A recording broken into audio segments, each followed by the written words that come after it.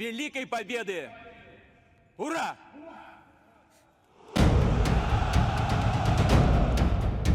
The collapse of an empire does not always happen through loud wars or revolutions. Sometimes the greatest collapses occur quietly, through agreements signed behind closed doors and through the slow demographic shifts on maps.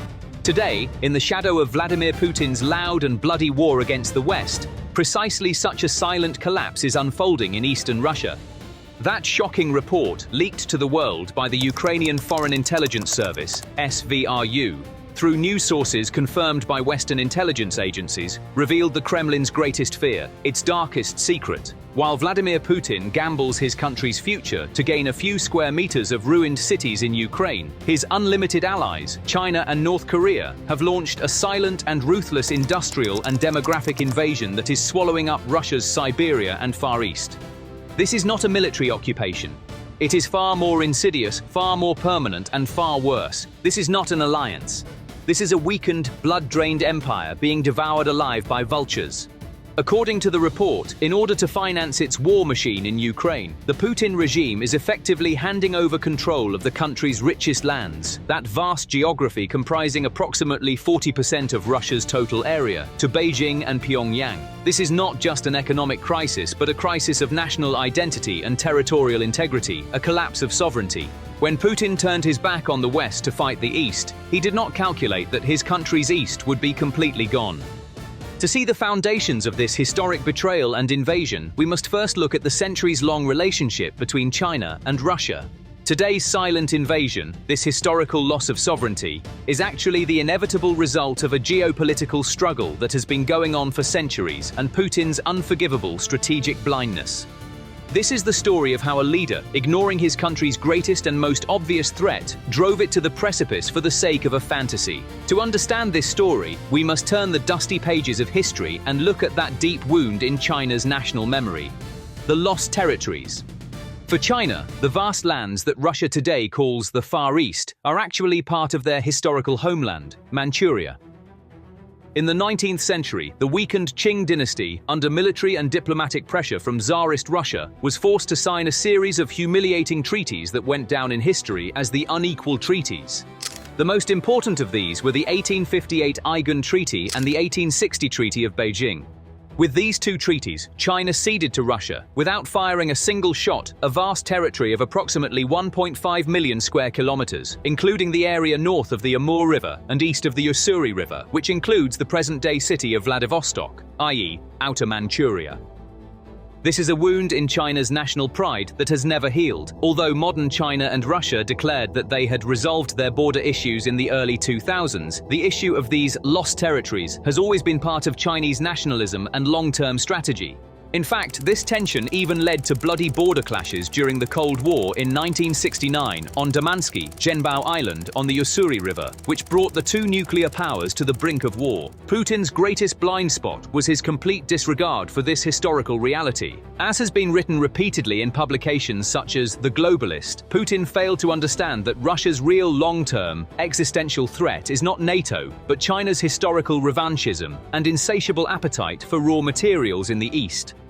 While Russia's population was declining and its economy stagnating, just across the border, a giant was rising with a population of over 1 billion, the world's most dynamic economy, and most importantly, a historical claim to rights. Instead of diffusing this geopolitical time bomb, developing the region, and drawing the Russian population there, Putin focused all his attention, all his resources, and all his obsession on his imaginary war with the West, on his project to reabsorb Ukraine and the other former Soviet republics. And the final act of this strategic suicide was written in February 2022, just days before the invasion of Ukraine at the Beijing Winter Olympics. That day, Vladimir Putin and Xi Jinping declared to the world a boundless friendship between them. Putin believed this agreement was the cornerstone of his grand Eurasian alliance against the West. He was wrong. This was not a friendship agreement, it was a diplomatic trap, where a weakened bear, ready for the hunt, signed its own hunting license with its own claws. This agreement provided China with the necessary legitimate diplomatic cover to exploit Russia, which would inevitably be weakened by the war in Ukraine and left helplessly dependent on Beijing's aid, on its own terms, and to quietly realize its historical ambitions over those lost territories, this time not with weapons but with money and people. Putin, in Beijing that day, was unaware that he was signing the exact opposite of the unequal treaties signed by the Tsar's representatives in 1860, this time to Russia's detriment. So how did this historic loss of sovereignty progress so quietly and deeply, and how did the Kremlin turn a blind eye to it? The answer lies in the anatomy of a three-stage, ruthless strangulation operation as revealed by the SVRU report and corroborated by other open-source intelligence data. This is the 21st century's most insidious model of occupation, where money, people, and demographics are used as weapons, not guns. In the first phase, China's economic plunder strategy comes to the fore. According to the SVRU report, since the start of the war in Ukraine, Beijing has turned Russia's weakness into an opportunity, initiating a massive investment flow of over 1 trillion rubles to the Far East. On paper, this looks like a strategic partnership. However, as analyses published on academic platforms such as ResearchGate also point out, this is not an investment, but a takeover operation. The goal is not to help the region's development, but to exploit Siberia's rich forests, the Far East's valuable minerals, oil and natural gas deposits, in short, all of the region's raw materials and energy resources, to the last drop. Desperately needing cash to finance its war machine, the Kremlin is not only turning a blind eye to this plunder, but also encouraging it. The result, Russia, once a superpower, is now rapidly being transformed into a cheap raw material colony feeding China's massive industrial machine. The second and most dangerous phase is the demographic weapon. Economic plunder goes hand in hand with demographic invasion. The same intelligence report reveals that over the past few years, more than 2 million Chinese citizens have settled in the region, mostly through illegal means. Organized Chinese population is being pumped into these vast and empty lands, where Russia's own population is declining, its youth either sent to war or fleeing the country. This is not merely a move to fill a labor shortage, it is an irreversible demographic bomb that will permanently alter the region's ethnic and cultural makeup, leading to Russians becoming a minority in their own land within a few decades. Chinese signs, Chinese businesses and Chinese neighborhoods are rapidly spreading in cities like Vladivostok and Khabarovsk. This is a silent and deep-seated invasion that is slowly making Moscow's administrative and political control in the region impossible without firing a single bullet. In the third phase, North Korea's slave army comes into play. The final piece completing this dark picture comes from Putin's other unlimited friend, Pyongyang. To fill the massive labor shortage in Russia caused by heavy losses and mobilization in Ukraine, the Kim Jong Un regime sent more than 50,000 North Korean workers to construction sites and factories in Russia's Far East to work in conditions of modern slavery, with the aim of filling its own coffers. As documented by academic institutions such as Leiden University, the regime confiscates a large portion of these workers' wages, and they are forced to labor under the harshest conditions, with virtually no rights. While Putin sends his own citizens to their deaths on the front lines, he fills their places in factories with the slaves of another totalitarian regime. This is not only a moral bankruptcy, but also another blow to Russian sovereignty. The east of the country is now turning into a multinational chaos zone, falling under the economic and demographic control of China, as well as the human power control of North Korea.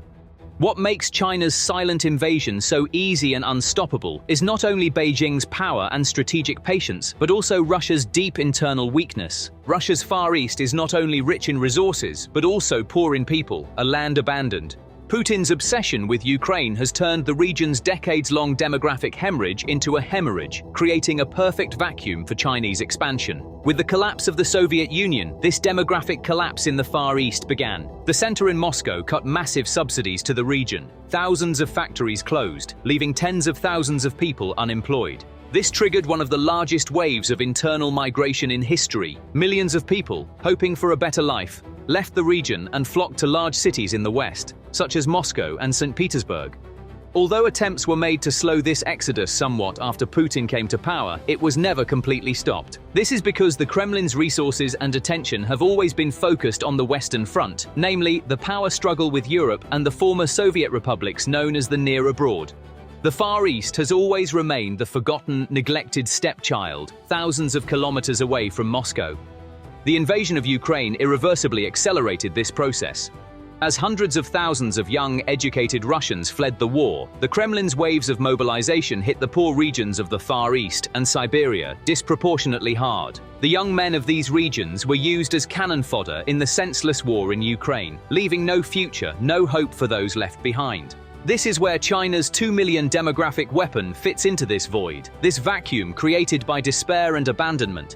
This is not just migration, it is the filling of an emptied geography by a more dynamic, more populous and more ambitious civilization. This is one of history's most fundamental demographic laws, operating ruthlessly before Putin's eyes. The ripple effect created by this silent invasion is not limited to changing demographic colors on maps or selling a few factories to Chinese companies. This is an irreversible collapse that fundamentally shakes Russia's most fundamental raison d'etre as a state, namely its sovereignty and its identity as a strong state. First and foremost, Putin's grand sovereign Russia doctrine, which has formed the basis of his propaganda machine for 20 years, is becoming completely meaningless as the east of his country effectively becomes an economic colony of China.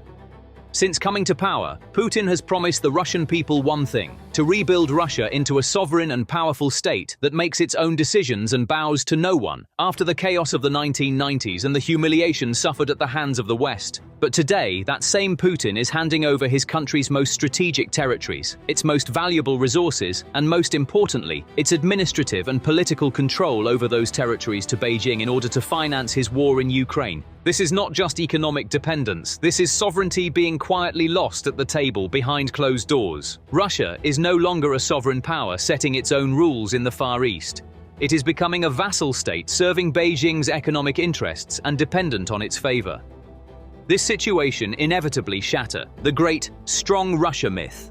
Once one of the world's two superpowers alongside the US, challenging the world with its nuclear arsenal, Russia has now been reduced to a second-rate state dependent on China, forced to sell its land and natural resources to its allies in order to keep its war machine running. This is not only a loss of prestige on the international stage, but also a humiliation that fundamentally shakes the Russian people's faith in their own state and leader.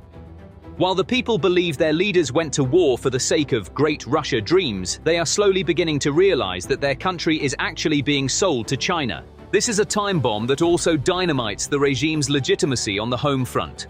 The final and most terrifying act of this dark tableau has yet to be written.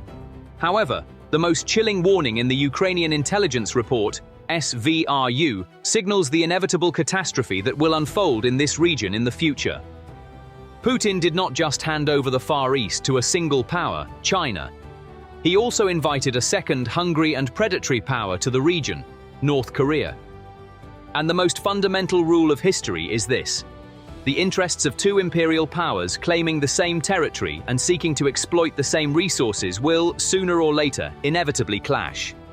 Today, China and North Korea may appear to be in a temporary alliance to exploit a weakened Russia. But tomorrow, when competition over resources and control in the region heats up, these two totalitarian regimes will face off.